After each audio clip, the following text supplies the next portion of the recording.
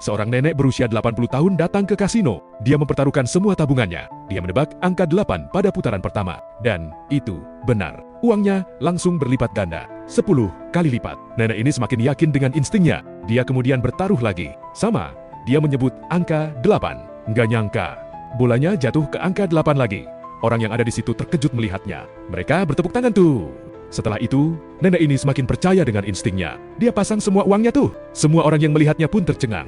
Dia di sebelahnya ini udah menasehati, tapi nenek itu nggak peduli sama sekali. Akhirnya, tetap lanjut tuh. Dia menebak angka 8 lagi cuy. Dan ternyata, bener lagi. Bolanya berhenti di angka 8. Orang terkagum. Kagum nggak tuh? Nenek ini mencoba berbagai permainan. Padahal, ini tuh pertama kalinya nenek tuh main. Dan sebenarnya, dia nggak tahu aturan mainnya. Ya, kayak asal main gitu aja. Tapi, tetap aja menang terus coy. Akhirnya, dalam sekejap, nenek ini menjadi terkenal di kasino. Bahkan dewa judi ini nggak berani melawannya. Ternyata penyebab nenek ini menang terus dikarenakan sebelumnya nenek ini pergi ke peramal untuk meramalkan nasibnya. Dan peramal ini bilang, katanya, nenek ini bakal menang banyak kalau main ke kasino. Setelah nenek ini pergi dari kasino itu, keberuntungan tetap datang padanya. Saat bibis, dia duduk di samping pria. Terlihat pria itu kayak nggak sadar gitu. Nenek ini curiga dong. Dia coba ngecek tuh, masih napas? Nggak ya?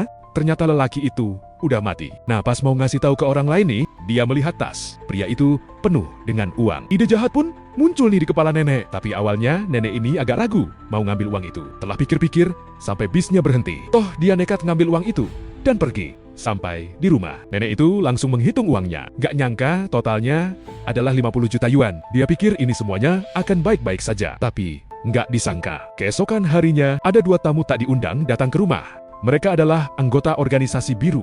Mereka nanya nih sama nenek, apakah dia mengambil uang orang lain? Nenek ini sebenarnya udah takut lihat penampilan mereka. Tapi nenek ini tetap nggak mau ngaku. Nah, mereka ini curiga karena melihat ekspresi nenek ini yang takut. Mungkin benar nenek ini yang ngambil. Akhirnya mereka pergi dari rumah nenek itu. Nah, di sini nenek mulai panik nih. Dia mikir dia bakal jadi buronan mereka nih. Akhirnya nenek itu pergi nyari jasa bodyguard. Dia ngabisin banyak duit nih buat nyewa bodyguard itu. Dan dia bakal dijaga sepanjang waktu. Hari-hari pun berlalu. Saat nenek lagi di salon nih, dan bodyguardnya itu, sebut saja Andi namanya, lagi makan tuh. Nah, di sini, ke-1 orang tadi muncul lagi. Mereka masuk ke salon dan mengancam si nenek. Di saat mereka lagi ngancam, nenek nih, untungnya Andi datang. Wah, di sini berantem mereka tuh karena Andi ini badannya gede banget. Jadi enteng tuh ngelawan mereka berdua. Singkat cerita, saat di rumah, nenek-nenek berpikir kalau ini tuh makin bahaya ya. Dia menghubungi salah satu temannya. Dia pengen tahu siapa pria dalam bis waktu itu. Nah, menurut dari cerita temannya nih, singkat cerita, saat nenek lagi di sauna nih, di situ ada wanita yang mengajak ngobrol dengannya.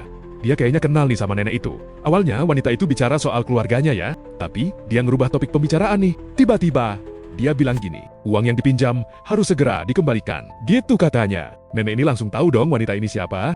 Dia adalah ketua organisasi putih. Tapi nenek ini tetap nggak mau ngakuin perbuatannya. Singkat cerita, nenek ini balik ke rumahnya nih. Dia melihat rumahnya ini udah berantakan coy. Di situ, dia nemu surat nih, kalau ternyata cucunya ini udah diculik. Nenek ini langsung menduga bahwa ini adalah perbuatan organisasi biru. Mereka mengancam untuk membawa uang sebesar 50 juta yuan untuk ditukarkan dengan cucunya. Nenek ini langsung dong hitung uangnya.